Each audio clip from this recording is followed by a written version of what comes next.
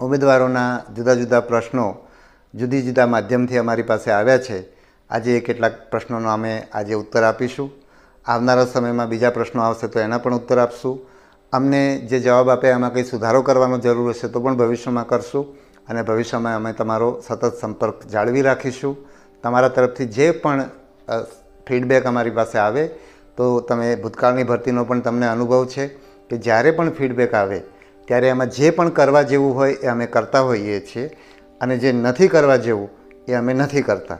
એટલે તમે social media ઉપર કંઈ મૂકીને ભરતી બોર્ડને ગેરમાર્ગે દોરીને એવો કોઈ નિર્ણય નહીં કરાવી શકો કે જે સામાન્ય નિયમોથી બહાર હોય અથવા ઉમેદવારોના હિતમાં ના હોય. એટલે ઉમેદવારોના હિતમાં, ભરતીના હિતમાં જે પણ કરવું પડે એ આપણે કરીશું. તો હવે જે ઉમેદવારો તરફથી પ્રશ્નો આવ્યા છે તો એમાં નામ અંગે પ્રશ્નો આવ્યા છે. તો આપણે આ ભરતીની અંદર ઉમેદવારોનું નામ છે એ 12મા ધોરણની માર્કશીટમાં જે નામ હોય એ નામ લખવા માટેનું કહ્યું છે.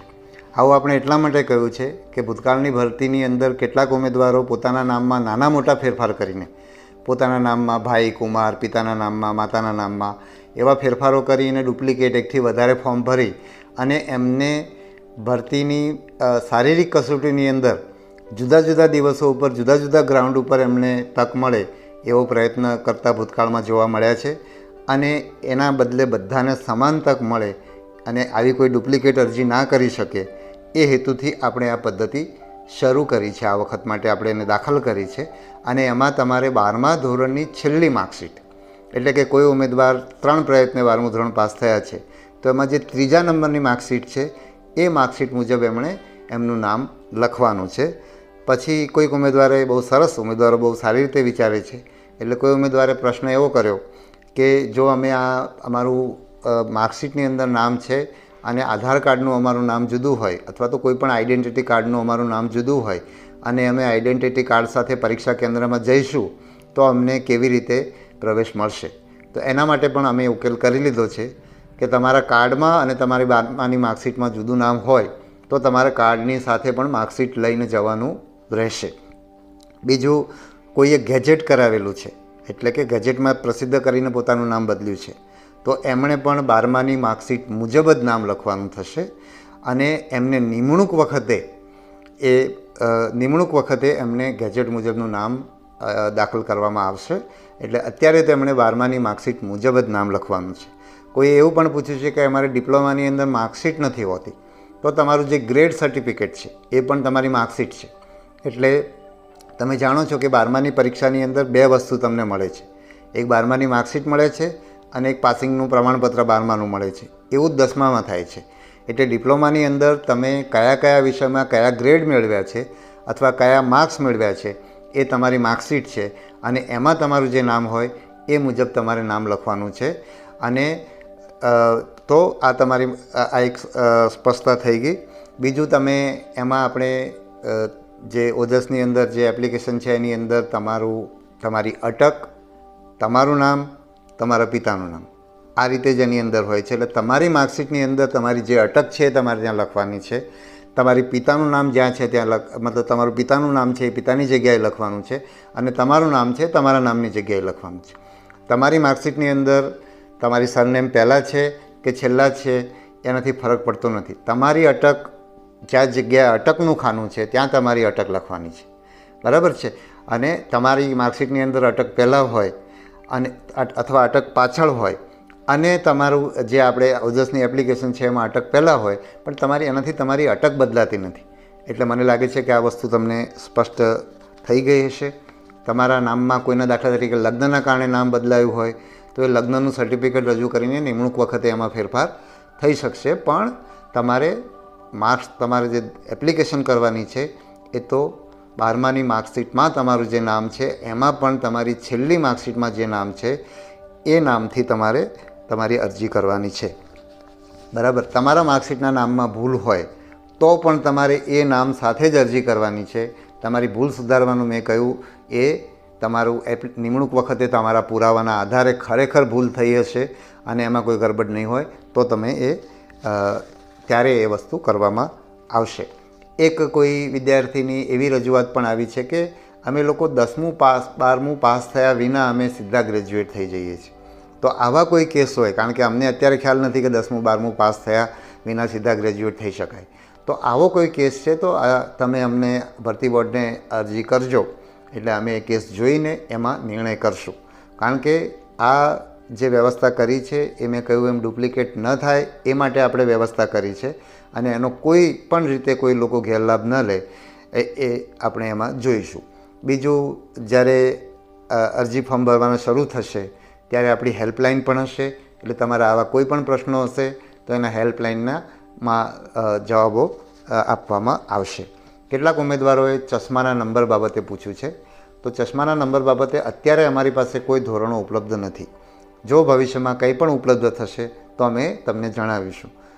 ચશ્માના નંબર હોય કે બીજી કોઈ પણ ખામી કે તમે મેડિકલમાં પાસ થશો કે નહીં એ ભરતી બોર્ડ એ નક્કી કરી શકે નહીં, કારણ કે એની આવડત અમારી પાસે ના હોય. એ નિર્ણય ડૉક્ટરે જ કરવાનો હોય, એટલે મેડિકલની જે ચકાસણી કરવાનું કામ છે એ ડૉક્ટર જ તમારો નિર્ણય કરશે. પણ એમાં અમારી પાસે જે કંઈ માહિતી ઉપલબ્ધ હશે એ માહિતી તમને આપશું. એવું જ રંગ અંધતા બાબતે કેટલાક લોકોએ પૂછ્યું છે, તો એ બહુ સ્પષ્ટ છે કે લોકરક્ષક અને પીએસઆઈ એની ભરતીની અંદર રંગ અંધ ઉમેદવારો છે એ લાયક નથી, પણ જેલ સિપાહીની અંદર રંગ અંધ ઉમેદવાર લાયક છે. એટલે જે લોકો ખરેખર રંગ અંધ છે એ એમને ચાહે તો મેડિકલની ચકાસણી કરાવી લે, જેથી કરીને એ લોકો રંગ અંધ હોય, પોતાનો સમય આપે, પરીક્ષા આપે, અને છેલ્લે એમની પસંદગી ન થાય અને નિરાશ ન થાય, એવું ન થાય એટલા માટે એ લોકો આ ચકાસણી પહેલાંથી કરાવી દે. અને મેં કહ્યું એમ લોકરક્ષક અને પીએસઆઈમાં જ રંગ અંધતા અમાન્ય છે. પછી એક પ્રશ્ન છે કે શારીરિક કસોટી ક્યારે લેવામાં આવશે? તો આપણે 30મી એપ્રિલ સુધી આપણા ફોર્મ લેવાની છેલ્લી તારીખ છે, એટલે એ પછી બધી પ્રોસેસિંગ કરીને આપણે જો વહેલામાં વહેલી પરીક્ષા લઈએ તો પણ 20 મેની આજુબાજુ લઈએ, એટલે એક વખતે ઉનાળાનો સમય હોય, અને જે આપણે જે સવારે પણ ધારો કે પરીક્ષા લઈએ છીએ તો જેમ જેમ દિવસ ઉગે એમ ગરમી થતી જાય, એટલે બધા ઉમેદવારોને સરખો ન્યાય આપણે ના આપી શકીએ. મુદ્દા નંબર 1. મુદ્દા નંબર 2 કે આપણે 20 મેની આજુબાજુ પરીક્ષા શરૂ કરીએ તો 15 જૂનની આજુબાજુ ગુજરાતમાં વરસાદ શરૂ થઈ જતો હોય છે, એટલે આપણે શારીરિક કસોટી યોગ્ય રીતે પૂરી ના કરી શકીએ. એટલે જ અમે કોઈ અવઢવ ન રહે એટલા માટે અમે એ નિર્ણય ચોમાસા પછી શારીરિક કસોટી લેવાનો નિર્ણય કરેલો છે. અને એની ઉમેદવારોને આપણે જ્યારે પહેલા જ દિવસે અમે જ્યારે જાહેરાત આપી અને મીડિયાને સંબોધન કર્યું ત્યારે એ માહિતી અમે ઉમેદવારને આપી દીધી છે. એટલે શારીરિક કસોટી છે એ ચોમાસા પછી શરૂ થશે. બીજી જે વિગતવાર અમે જે જાહેરાત આપી અને એમાં કોઈ ખામી હોય તો ધ્યાન દોરવા માટે કહ્યું, ઘણા બધા ઉમેદવારોએ જુદું જુદું ધ્યાન દોર્યું છે. એની અંદર તમને કહું, એક ખાસ બધા લોકોએ જેમાં સૌથી વધારે રજૂઆત આવી છે એ છે એસસીબીસી અને ઈડબ્લ્યુએસના સર્ટિફિકેટની તારીખ. તો એસસીબીસીના સર્ટિફિકેટની તારીખ 1/4/22 થી 30/4/24 સુધીની છે, અને ઈડબ્લ્યુએસની તારીખ છે 1/5/21 થી 30/4/24 સુધીની. તો ઘણા ઉમેદવારને એવું થાય છે કે તમે માત્ર 2 વર્ષ બતાવ્યા છે. એવું નથી. એનું કારણ એ છે કે જે એસસીબીસીનું પ્રમાણપત્ર છે એ પ્રમાણપત્રની પાત્ર યોગ્યતા 3 નાણાકીય વર્ષ સુધીની છે. એટલે 1/4/22 જે પ્રમાણપત્ર ઇસ્યુ થયું હોય એ 31/3/25 સુધી વેલિડ છે.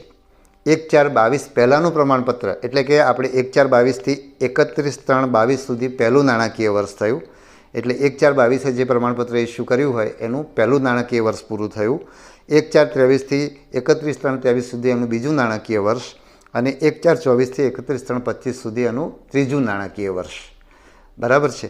એટલે જો એના પહેલાં 1/4/22 પહેલાં તમે ધારો કે પ્રમાણપત્ર કીધું હોય, આપણે એમ માનો કે 31/3/22 કોઈએ પ્રમાણપત્ર લીધું હોય તો 31/3/22 એનું પહેલું નાણાકીય વર્ષ પૂરું થાય છે. અથવા તો 15/3/22 કોઈએ પ્રમાણપત્ર લીધું હોય તો 31/3/22 એનું પહેલું વર્ષ પૂરું થઈ જાય, 31/3/23 એનું બીજું વર્ષ પૂરું થઈ જાય, અને 31/3/24 એનું ત્રીજું વર્ષ પૂરું થઈ જાય.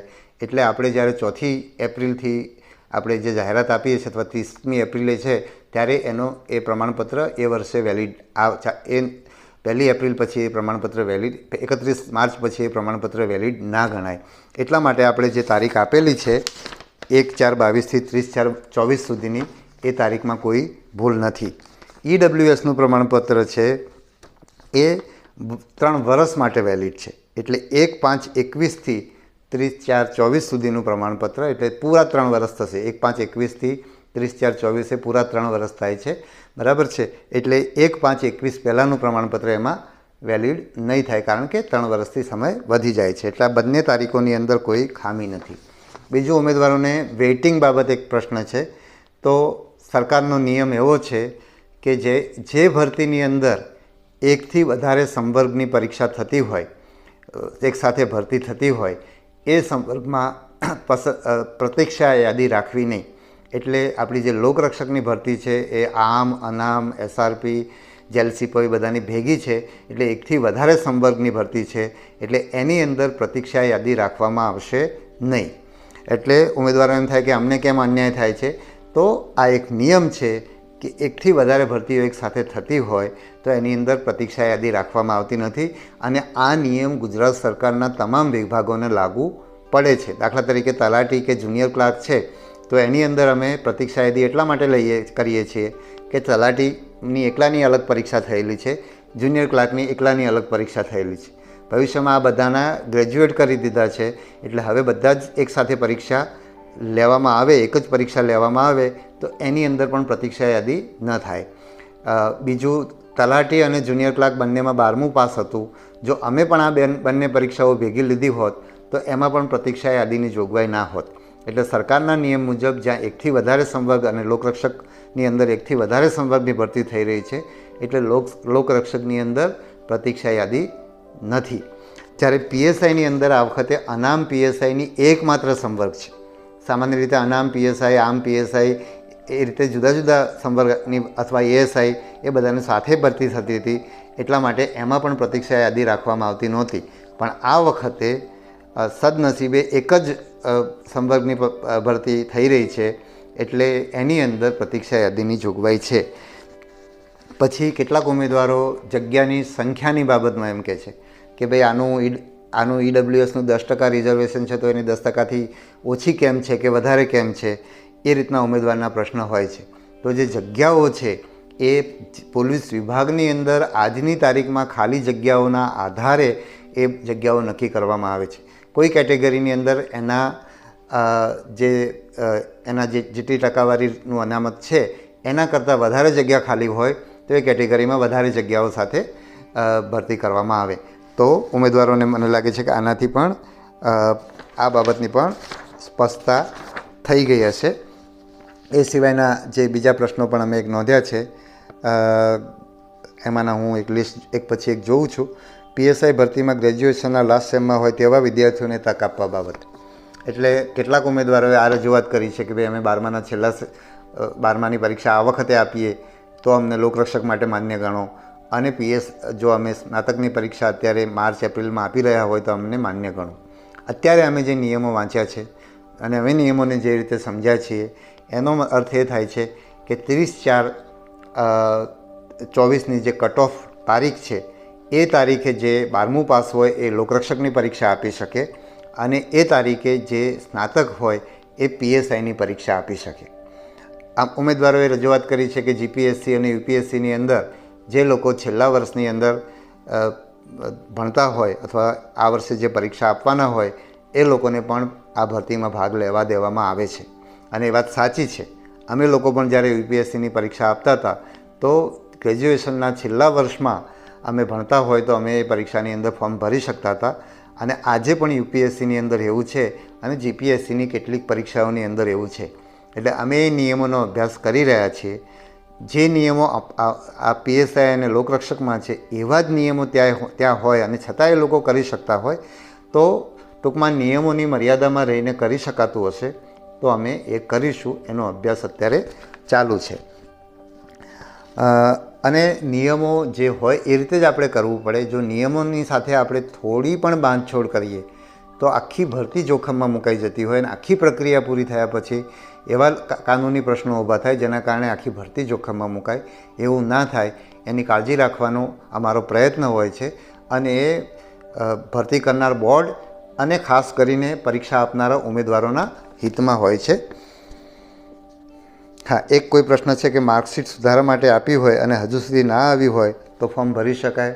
તમે બિલકુલ ભરી શકો. તમારું જે પ્રમાણપત્ર, તમારું જે પ્રમાણપત્ર રજૂ કરવાના છે તો તમારી આખી પ્રક્રિયા પૂરી થાય ત્યારે કરવાના છે, બરાબર. પછી 12માની માર્કશીટ મુજબ નામ અપલોડ કરીએ ત્યારે આઈડી કાર્ડમાં નામ, એ તો વાત થઈ ગઈ. ના સોરી, 12માની માર્કશીટ મુજબ નામ અપલોડ કરીએ ત્યારે આઈડી કાર્ડમાં નામ અલગ પડી જાય ત્યારે શું કરવું? કારણ કે માર્કશીટ જૂની હોય અને ગેજેટમાં નામ સુધારેલું હોય તો અરજી કયા નામથી કરવી?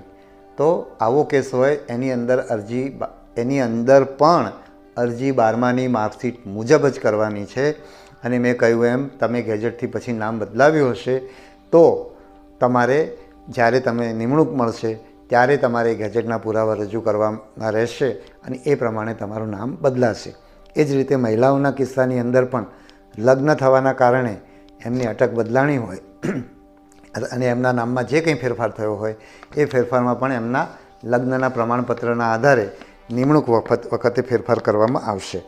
પરીક્ષાના અભ્યાસક્રમ બાબતે તો અત્યારે ભરતી નિયમોની અંદર જે પણ અભ્યાસક્રમ આપ્યો છે એ અભ્યાસક્રમ મુજબ તમારે તૈયારી કરવાની રહે. જે રિઝનિંગ છે, ડેટા એનાલિસિસ છે, એ બધાની અંદર પણ અમે અત્યારે મારી જે સમજ છે, હું હજુ તો તમને બધાને મળવાનો છું. તમને કંઈ રજૂઆત કરવી હોય તો તમે અહીંયા રૂબરૂ આવીને પણ મને કરી શકો છો. તમને બધાને સાંભળ્યા પછી મારે પરીક્ષા કઈ રીતે લેવી એનો હું વિચાર કરવાનો છું.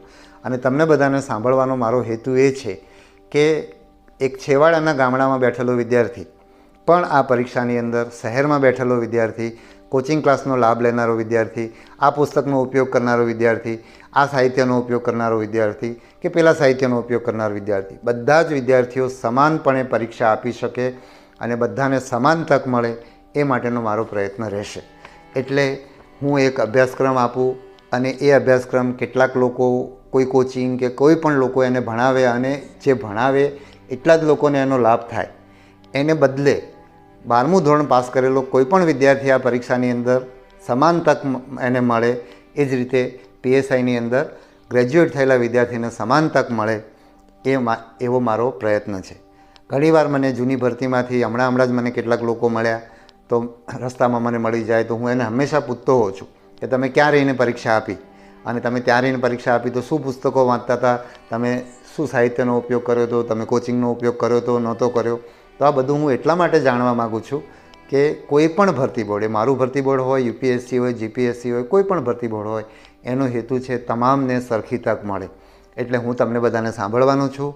તમે મને અહીંયા આવીને મળી પણ શકો છો, હું તમને ચોક્કસ સાંભળીશ અને નિર્ણય હું પછી કરીશ. એટલે તમે મારી પાસે રજૂઆત કરવા આવો અને ત્યારે મારી પાસે નિર્ણય માગો તો નહીં મળે, કારણ કે ઘણા બધા લોકોને સાંભળ્યા પછી મારે એ નિર્ણય કરવાનો છે. અત્યારે મારી સમજ એ છે કે સરકારે જે અભ્યાસક્રમ બનાવ્યો છે એ અભ્યાસક્રમ મુજબ તમારે તૈયારી કરવાની છે.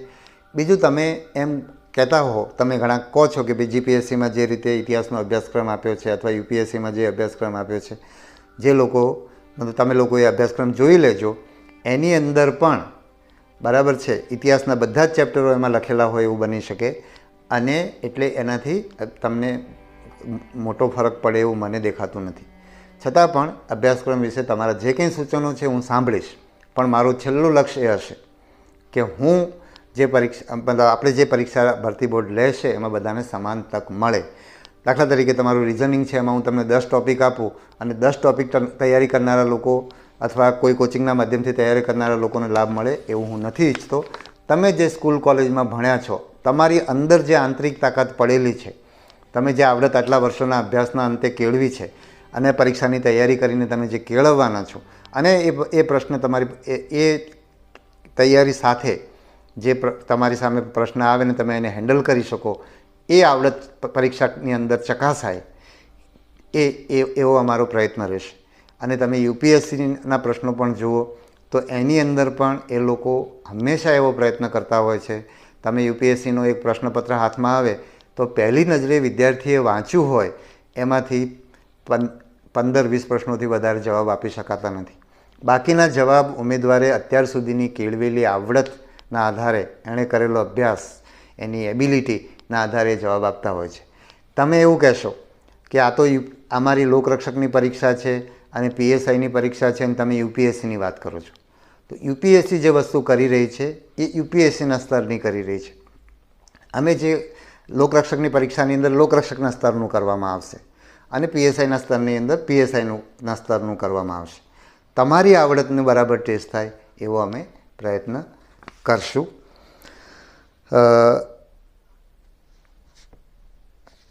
પછી આવે છે કલર વિઝનની વાત આપણે કરી દીધી છે.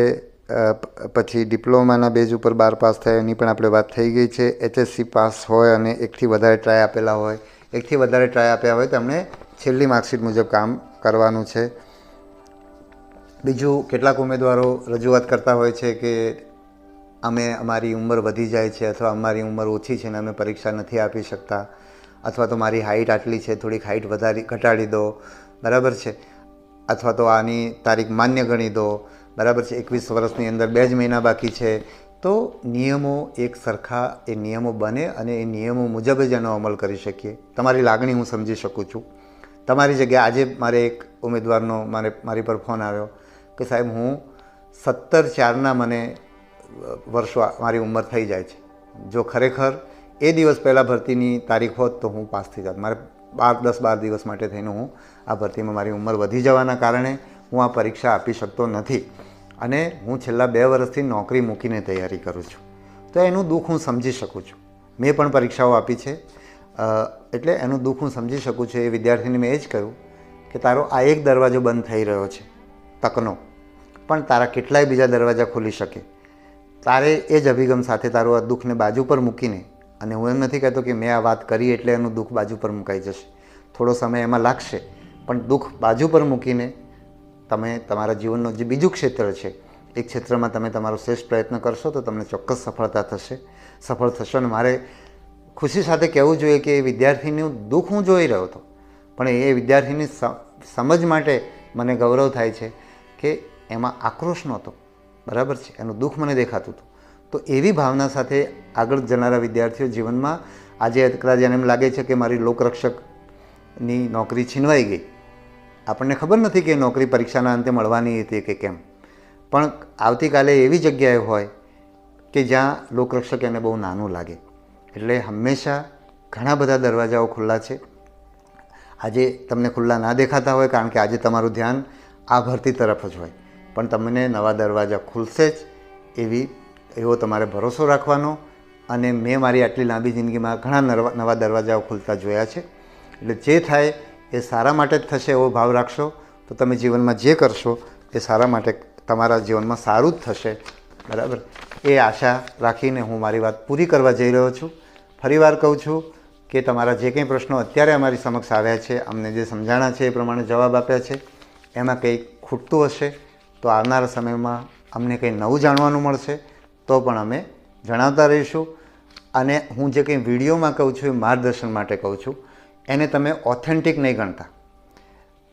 અમે જે વેબસાઇટ ઉપર મૂકીએ છીએ એ સાહિત્ય ઓથેન્ટિક, એમાં પણ અમે તમને કીધું છે કે એડવર્ટાઇઝમેન્ટ અમે જે આપી છે એ વિદ્યાર્થીઓની સમજ માટે આપી છે.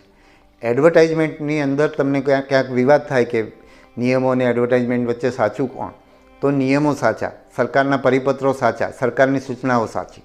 એટલે ક્યાંય તમને મારું અહીંયા બોલવાના કારણે ક્યાંય તમને ગેરસમજ થતી હોય અને નિયમોમાં જુદું લખ્યું હોય, જાહેરાતમાં જુદું લખ્યું હોય, તો નિયમોમાં જે લખ્યું છે એ માન્ય ગણવું, આ રીતે છે. અને આમાં કંઈ પણ પ્રશ્ન થાય તો તમે ભરતી બોર્ડનો સંપર્ક કરી શકો છો, કારણ કે તમારો પ્રશ્ન છે એ અમે એને એ રીતે જોઈએ છીએ કે એવો પ્રશ્ન બીજાને પણ હોઈ શકે અને દરેકને એનો જવાબ મળે એવો અમારો પ્રયત્ન હોય છે.